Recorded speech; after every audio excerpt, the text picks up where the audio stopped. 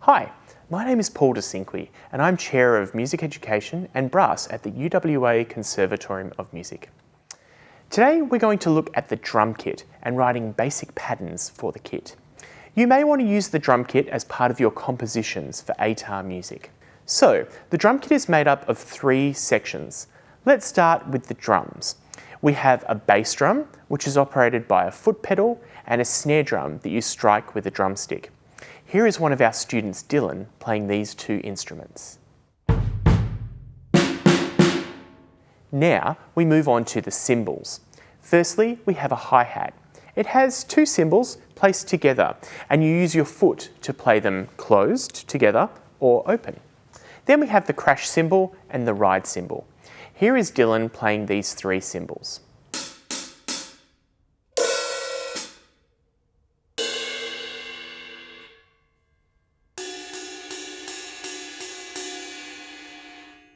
Finally, we have the toms.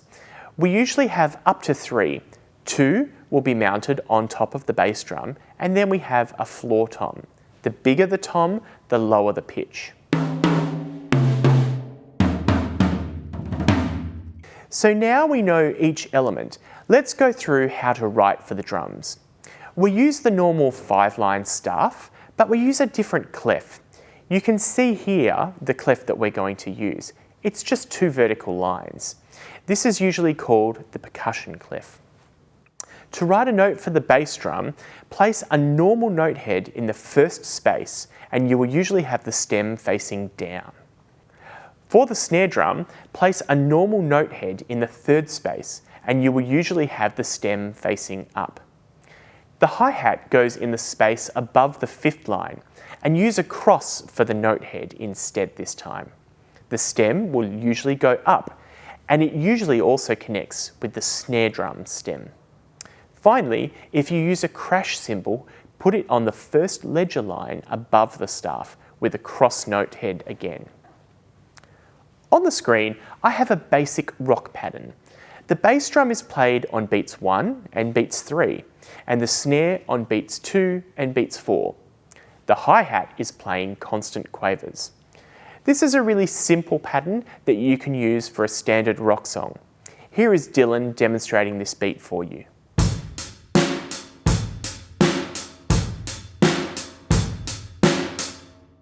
Once you are comfortable with a basic rock beat, you can start to make it more complex.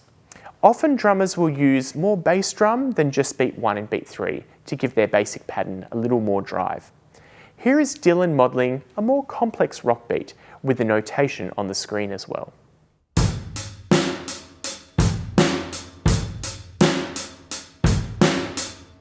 At the end of each phrase, drummers often play a more complex pattern for the final bar.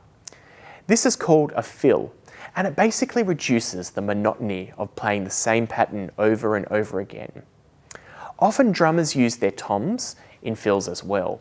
So here is Dylan modelling 1 bar of a standard pattern, followed by a 1 bar fill, followed by a return to the standard pattern. You can follow along with the notation on the screen.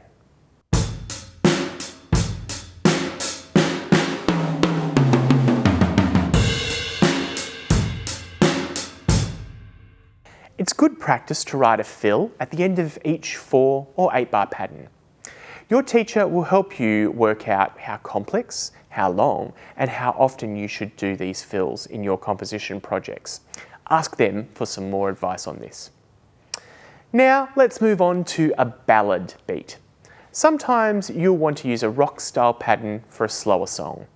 And often in ballads, it feels like we're in compound time, or basically that we have 3 quavers to each beat. So here is a ballad 12/8 pattern, which is pretty much the same as the basic rock beat. The bass drum is on beats 1 and 3, the snare is on beats 2 and 4, but there are 3 cymbal hits per beat. Here is Dylan demonstrating this pattern.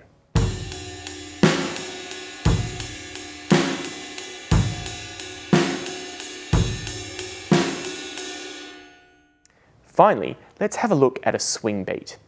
In swing music, drummers often use the ride cymbal instead of the hi-hat. That's because it sounds lighter and is often more appropriate for jazz. You can play swing quavers on beats 2 and 4 on the ride cymbal, and then use a similar bass and snare to what we've been using in our other patterns. Now, often, the bass drum is used a little bit more sparsely in swing music, and drummers use some syncopated snare drum hits as well. So Dylan's going to play you a slightly more complex swing beat, and the notation for what he's playing will be on the screen.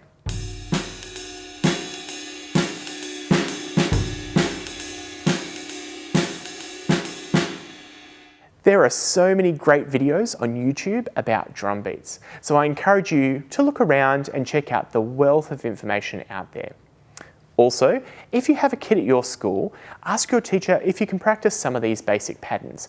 I think that if you can play them and start to practice some more complex patterns, it will make writing your ideas even easier. Now, just a note, notating drum patterns on a software package can also be really tricky, so make sure to ask your teacher for advice on how to do this so that your music looks as great on the page as it sounds in real life. Best of luck to you for the rest of your ATAR music studies this year.